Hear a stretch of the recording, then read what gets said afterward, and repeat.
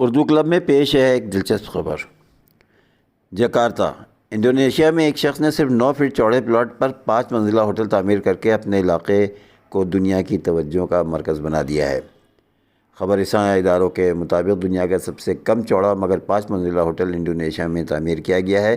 اس hotel کے مالک کے مطابق اس منفرد خیال سے ہوٹل تعمیر کرنے کا مقصد محض ریکارڈ قائم کرنا ہی نہیں تھا، بلکہ اس چھوٹے سے علاقے کو عالمی توجہ کا مرکز بنانا تھا۔ انڈونیشیا کے وسطی علاقے جاوا کے سائلگانا نامی شہر کے رہنے والے ایری اندرا نے پہلے خود تربیت حاصل کی اور بعد میں جکارتا اور سنگاپور میں پیشے ور آرکیٹیکٹ کے طور پر کام کیا، اور اس کے بعد اپنے علاقے میں واپس آ کر صرف 9 فٹ چوڑے پلاٹ پر 5 منزلہ ہوٹل تعمیر کر دیا۔ ہوٹل کے کمرہ میں ایک ڈبل بیڈ، شاور اور ٹوائلٹ کے ساتھ ساتھ ایک چھوٹے باتھ روم پر مشتمل ہے۔ مقامی فن اور انٹیریئر کی بدولت ہر کمرے کا مشاہدہ بالکل مختلف ہے۔